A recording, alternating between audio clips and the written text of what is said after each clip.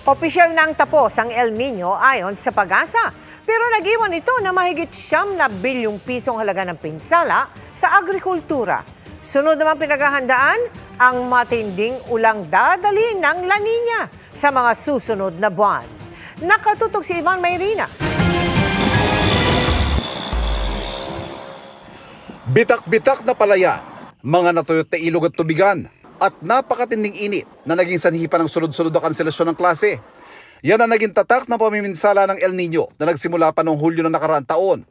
Matapos ang halos isang taon, ayon sa Pag-asa, nagbabalik normal na ang temperatura sa dagat Pasipiko, kaya opisyal ang dineklara ng Pag-asa ang pagtatapos ng El Nino. Hanggang sa pagtatapos itong Mayo, 49 na lalawigan pang nakararanas ng dry spell at drought conditions. Pero sa pagtatapos ng buwang ito, babagsak na yan sa 6 na lalawigan na lang sa inaasahang pagbuhos ng ulan. Bababa na yung mga temperature natin, pati yung mga heat index. So, mabababa na rin discomfort kasi marami ng mga cloudiness, marami ng mga kahit short duration rainfall, yung mga isolated rain showers. So, nandun na. Matindi ang pinsalang iniwan ng El Nino. Sa datos ng Department of Agriculture, 163,000 na hektarya na apektuhan, katumbas ang 7.5 bilyong pisong pinsala sa agrikultura. Pero malit pa raw yan kung iahambing sa mga nakaraang tama ng El Nino noong 1997, 2009 at 2015, kung saan higit na mas malawak at higit sa mas malaki ang napinsala. Noong 2009 na El Nino halimbawa, pumalo sa 17.4 bilyon ang pinsala sa agrikultura, 15 bilyon naman noong 2015. Obviously, we want less damage. We want less people, farmers, fisher folk to be affected. But again, as I said, because of the mitigation efforts and the interventions, kahit papano ay naibsan naman yung epekto ng El Nino sa ating bansa.